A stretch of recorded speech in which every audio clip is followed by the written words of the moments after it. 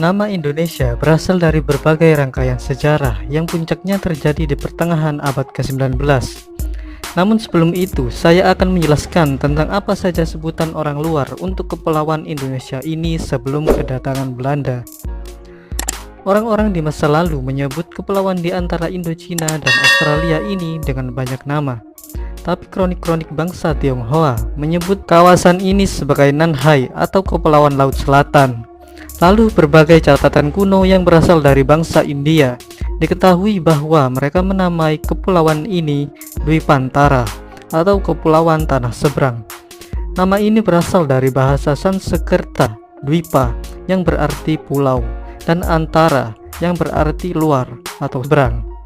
Seperti dikutip dari kisah Ramayana karya Pujangga Walmiki yang menceritakan kalau pencarian terhadap Sinta, istri Rama yang diculik Rahwana, sampai ke Swarna Dwipa atau Pulau Emas yang terletak di Kepulauan Dwipantara, dan diperkirakan bahwa Swarna Dwipa adalah Pulau Sumatera sekarang ini.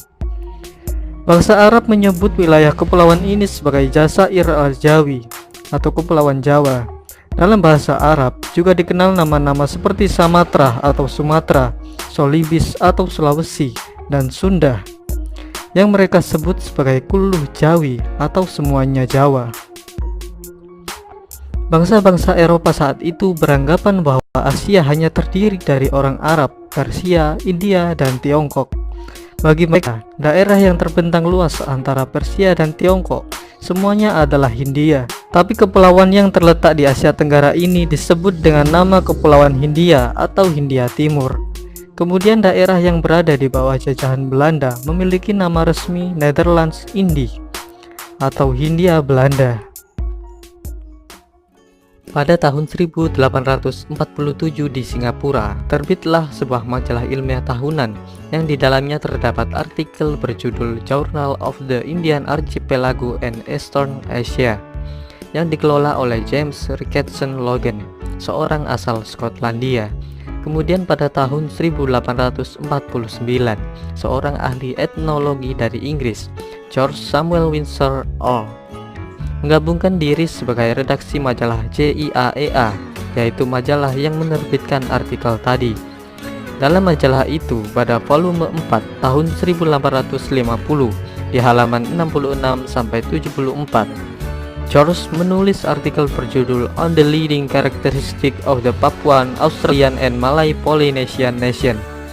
Dalam artikelnya itu, George menegaskan bahwa sudah tiba saatnya bagi penduduk Kepulauan Hindia atau Kepulauan Melayu untuk memiliki nama yang khas, sebab nama Hindia tidaklah tepat dan sering salah paham dengan penyebutan India yang lain. George mengajukan dua pilihan nama, yaitu Indonesia atau Malayunesia. Kemudian dalam majalah yang sama, di halaman 252-347, James Ricketson Logan menulis artikel yang berjudul The Ethnology of the Indian Archipelago. Pada awal tulisannya, Logan pun menyatakan pendapat yang sama dengan George. Tapi Logan kemudian mengambil nama Indonesia yang disebut oleh George, dan huruf U diganti dengan huruf O agar ucapannya lebih baik.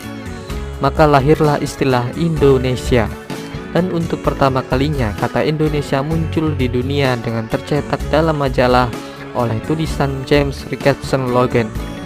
Sejak saat itu, Logan secara konsisten menggunakan nama Indonesia dalam tulisan-tulisan ilmiahnya, dan lambat laun pemakaian istilah ini menyebar di kalangan para ilmuwan bidang etnologi dan geografi.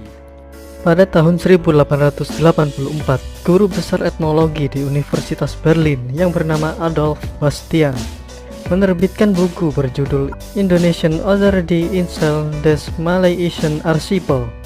Buku ini terdiri dari 5 volume yang memuat hasil penelitiannya ketika mengembara di kepulauan itu. Buku Bastian inilah yang mempopulerkan istilah Indonesia di kalangan sarjana Belanda, sehingga sempat timbul anggapan bahwa istilah Indonesia itu ciptaan Bastian. Pada kenyataannya, Bastian mengambil istilah Indonesia itu dari tulisan-tulisan Logan. Orang pribumi yang mula-mula menggunakan istilah Indonesia adalah Ki Hajar Dewantoro. Ketika dibuang ke negeri Belanda tahun 1913, ia mendirikan sebuah biro pers dengan nama Indonesis Purberow.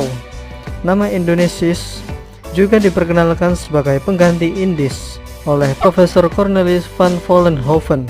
Sejalan dengan itu, Inlander atau pribumi diganti dengan Indonesier atau orang Indonesia.